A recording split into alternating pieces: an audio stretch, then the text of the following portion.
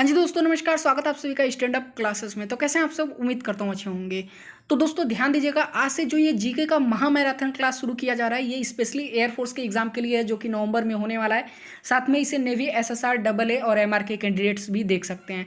अब मैं आपको बता दूं कि इस महामैराथन क्लास के लिए 500 प्लस जीके के क्वेश्चंस तैयार किए गए हैं, जो आपके प्रीवियस एग्जाम्स में पूछे गए हैं। तो यहाँ पे एक एक प्रश्न आपके एग्जाम के पॉइंट ऑफ व्यू से बेहद और बेहद महत्वपूर्ण है। इसलिए मैं आपसे रिक्वेस्ट करता हूँ कि एक भी क्लास मिस नहीं करना है, और यहाँ तक कि एक भी क्वेश्चन तक मिस नहीं करना है आपको। तो चलिए आज के क्लास को शुरू करते हैं।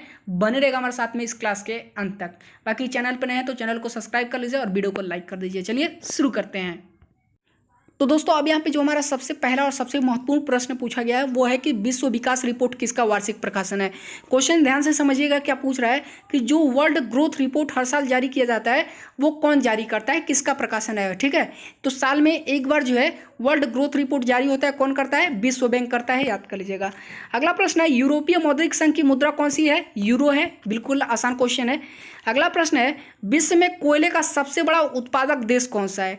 तो विश्व में कोयले का सबसे बड़ा उत्पादक देश कौन सा है? चीन है। ठीक है, अगला प्रश्न देख लेते हैं। तो हमारा अगला प्रश्न है, विश्व का दूसरा सबसे बड़ा महाद्वीप कौन सा है? तो विश्व का दूसरा सबसे बड़ा महाद्वीप कौन सा है? अफ्रीका है, ये भी आपको याद होगा।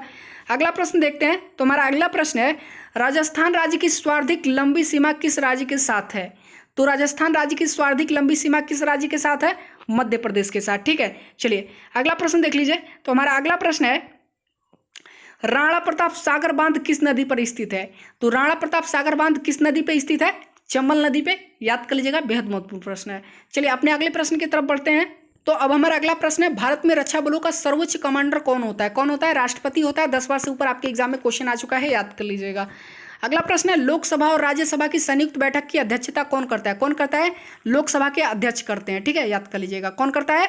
लोकसभा और राज्यसभा की संयुक्त बैठक की अध्यक्षता कौन करता है? लोकसभा के अध्यक्ष। ठीक है, अगला प्रश्न है आपका, मैकमोहन रेखा किसके बीच की सीमांकन करती है? ठीक है, तो मैकमोहन रेखा किसके बीच सीमांकन करती है, जरा बताइएगा। भारत, चीन और म्यांमार के बीच जो है मैकमोहन रेखा सीमांकन करती है। ठीक है, याद कर लीजिएगा। चलिए अगला प्रश्न है आपका, सूर्य की सतह का तापमान लगभग कितना है? तो सूर्य की सतह का तापमान लगभग कितना है? 5800 केल्विन है। कितना? 5800 केल्विन। ठीक है, डिग्री सेल्सियस में कैलकुलेट कर लीजिएगा। अगला क्वेश्चन है, सूर्य में कौन सा परमाणु ईंधन होता है? तो सबसे अधिक मात्रा में पाया जाता है सूर्य में हाइड्रोजन। ये भी काफी बार एग्जाम में आ चुका है। अगला प्रश्न है, प्रकाश वर्ष की इकाई क्या होती है? तो प्रकाश वर्ष की इकाई क्या होती है? दूरी होती है। ठीक है, याद कर लीजिएगा। अगला प्रश्न है आपका, पहला कृत्रिम उपग्रह कौन सा था? स्पुतनिक फर्स्ट जो है पहला कृत्रिम, कृत्रिम मतलब क्या होता है? Artificial, human made. ठीक है, तो पहला कृत्रिम उपग्रह कौन सा था? Sputnik first. अगला प्रश्न है आपका, कौन से भारतीय राजा के समय ईस्ट इंडिया कंपनी इंग्लैंड में स्थापित हुआ? काफी इंपॉर्टेंट क्वेश्चन है। तो कौन से भारतीय राजा के समय ईस्ट इंडिया कंपनी इंग्लैंड में जो है स्थापित हुआ था? अकबर के समय में। चलिए अगला प्रश्न देखते हैं। अगला प्रश्न है, किस ब्रिटिश प्रधानमंत्री के समय भारत स्वतंत्र हुआ था? एटली के समय। ठीक है, किस ब्रिटिश प्रधानमंत्री के समय भारत स्वतंत्र हुआ था? एटली के समय। अगला प्रश्न है हमारा, किस वर्ष में भारत छोड़ो आंदोलन की शुरुआत हुई थी? तो किस वर्ष में भारत छोड़ो आंदोलन की शुरुआत हुई थी? 1942 में। किस वर्ष में? 1942 में। ठीक है, चलिए अगला प्रश्न देख लेते हैं। अगला प्रश्न है, किस वर्ष में भारतीय कांग्रेस का गठन हुआ था? यह भी काफी इंपॉर्टेंट क्वेश्चन है। तो किस वर्ष में भारतीय कांग्रेस का गठन हुआ था? 1885 में। कब? 1885 में जो है कांग्रेस का गठन हुआ था। सारे क्वेश्चन जो है बेहद महत्वपूर्ण है। 10-10 बार से ऊपर आपके सभी एग्जाम्स में आ चुके हैं, खासकर एयरफोर्स और नेवी में तो जो है मतलब हर बार ये क्वेश्चन आते हैं। अगला प्रश्न है, किस दिन महात्मा गांधी ने दांडी यात्रा शुरू की थी? तो किस दिन महात्मा गांधी ने दांडी यात्रा शुरू की थी? 12 मार्च 1930 को। ठीक है, किस दिन शुरू हुआ था? 12 मार्च 1930। अगला प्रश्न है, भारत में ब्रिटिश शासन की शुरुआत किस लड़ाई द्वारा हुई? तो भारत में ब्रिटिश शासन की शुरुआत किस लड़ाई द्वारा हुई? प्लासी की लड़ाई। ठीक है, बेटर आप प्लासी के बारे में आप बहुत अच्छी तरीके से पढ़े होंगे, नहीं पढ़े हैं तो पढ़ लीजिएगा। अगला प्रश्न है हमारा, किस सिख गुरु पर औरंगजेब ने अत्याचार किया एवं मार दिया? तो किस सिख गुरु पर औरंगजेब ने अत्याचार किया एवं मार दिया था? गुरु तेज बहादुर को। ठीक है, याद कर लीजिएगा, किसे? गुरु तेज बहादुर सिंह। ठीक ना। अगला प्रश्न है आपका, भारत में क्षेत्रीय शासन स्थापित करने वाला पहला यूरोपीय राष्ट्र कौन सा था? ठीक है, तो भारत में क्षेत्रीय शासन स्थापित करने वाला पहला यूरोपीय राष्ट्र कौन सा था? पुर्तगाल। ठीक है, याद कर लीजिएगा, कौन सा? पुर्तगाल। अगला प्रश्न है आपका, गया संबंधित है भगवान बुद्ध से, आखिर किस कारण से? ठीक है, तो गया जो है भगवान बुद्ध से संबंधित है, किस कारण से? तो वहाँ पे उन्होंने जो है प्रबुद्ध की प्राप्ति की थी, ठीक है, याद कर लीजिएगा। चलिए अगला प्रश्न है आपका, वह विज्ञान जिसमें पशु मानव शारीरिक संरचना का जो है विच्छेदन द्वारा सीखा जाता है, तो वो कौन सा विज्ञान है? ठीक है, वो विज्ञान की कौन सी शाखा है जिसके तहत जो है पशु या फिर मानव की शारीरिक संरचना को जो है विच्छेदन के द्वारा समझा जाता है? तो उसको क्या बोलते हैं? एंटोनॉमी, ठीक है, याद कर लीजिएगा, क्या बोलते हैं? एंटोनॉमी। अगला प्रश्न है आपका, किस उपकरण द्वारा यांत्रिक ऊर्जा को विद्युत ऊर्जा में परिवर्तित किया जाता है? ये मैं आपको 10 बार से ऊपर पढ़ा चुका हूँ, 10 बार से ऊपर एग्जाम में भी आ चुका है। डायनमो के थ्रू जो है हम लोग क्या करते हैं? मैकेनिकल एनर्जी को इलेक्ट्रिकल एनर्जी में कन्वर्ट करते हैं। अगला प्रश्न है आपका, बॉल पॉइंट पेन का आविष्कार किसने किया था? एल बीरो ने किया था। किसने किया था? एल बीरो ने। अगला बेहद महत्वपूर्ण प्रश्न है, रक्तप्लात रोग किसकी कमी से होता है? तो रक्तप्लात रोग किसकी कमी से होता है? हीमोग्लोबिन की कमी से, ठीक है। और हीमोग्लोबिन में क्या पाया जाता है? आयरन पाया जाता है, याद कर लीजिएगा, ठीक है, हेमोग्लोबिन या फिर आयरन की कमी से। अब देखिए एक चीज़ मैं आपको और बता दूं स्टूडेंट्स कि अनअकैडमी पे जो प्लस कोर्सेज चलते हैं ना, उसमें एयरफोर्स के नए जो है प्रैक्टिस सेट कोर्सेज शुरू कर दिए गए हैं, जहाँ पे टॉप लेवल के एजुकेटर्स डेली आपको प्रैक्टिस सेट करा रहे हैं। तो यह आप भी जो है प्लस कोर्सेज का सब्सक्रिप्शन लेके उन क्लासेस को अटेंड कर सकते हैं। उसके बारे में आपको वीडियो के अंत में बता दूंगा पूरा डिटेल में कैसे सब्सक्रिप्शन लेना है।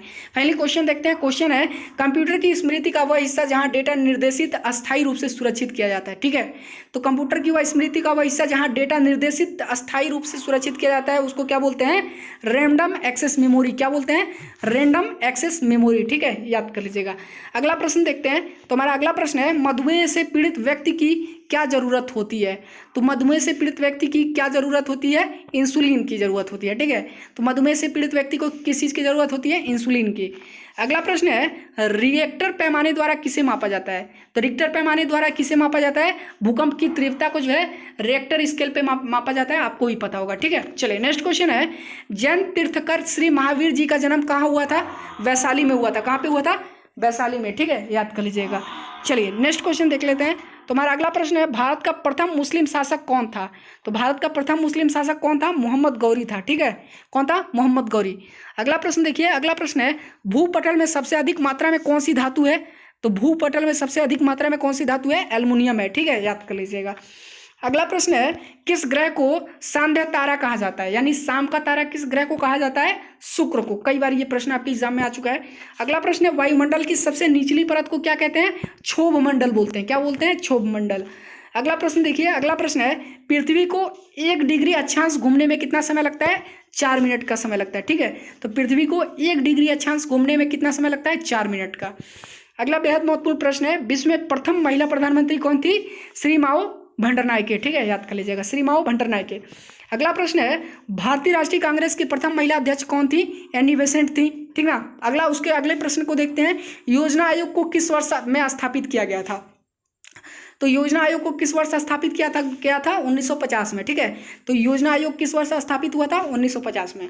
अगला प्रश्न है, किस वर्ष में बैंकों का राष्ट्रीयकरण किया गया था? 1969 में। देखिए ये क्वेश्चन मैं आपको बता दूं कि 10-10 बार से ऊपर ये सारे क्वेश्चन आ चुके हैं। एक भी ऐसा कैंडिडेट नहीं है जो वीडियो देख रहा है और कह दे कि ये क्वेश्चन एग्जाम में नहीं पूछे गए हैं, ठीक है ना। अगला प्रश्न है आपका, स्वतंत्रता के लिए लंबी यात्रा पुस्तक किसकी आत्मकथा है? ठीक है, तो स्वतंत्रता के लिए लंबी यात्रा पुस्तक किसकी आत्मकथा है? नेल्सन मंडेला का, ठीक है। किसका आत्मकथा है ये? नेल्सन मंडेला का। बुक का क्या नाम है देख लीजिए, स्वतंत्रता के लिए लंबी यात्रा। अगला प्रश्न है आपका, राज्यसभा का अध्यक्ष कौन होता है?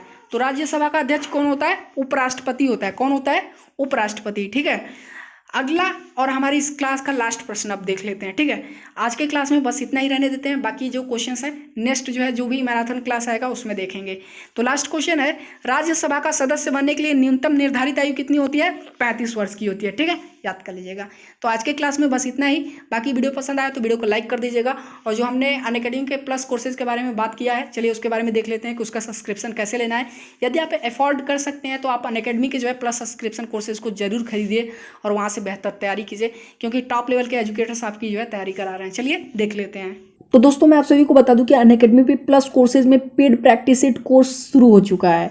जी हाँ दोस्तों, ये पेड प्रैक्टिस सेट कोर्स जो है एयरफोर्स और नेवी के लिए शुरू किया गया है। तो जिनका भी एयरफोर्स का एग्जाम नवंबर के फर्स्ट वीक में होने वाला है, वो इन पेड सब्सक्रिप्शन कोर्सेज को ले सकते हैं और अनअकैडमी के प्लस कोर्स का फायदा उठा करके अपनी एग्जाम तैयारी को और भी बेहतर बना सकते हैं। और आपको पता ही है कि यहाँ पे अनअकैडमी पे प्लस कोर्सेज में जो है फिजिक्स के रामस्वरूप ज्ञानी सर जैसे टीचर हैं, और साथ में जो है मैथमेटिक्स के आपके मयंक अग्रवाल जैसे टीचर भी मौजूद हैं।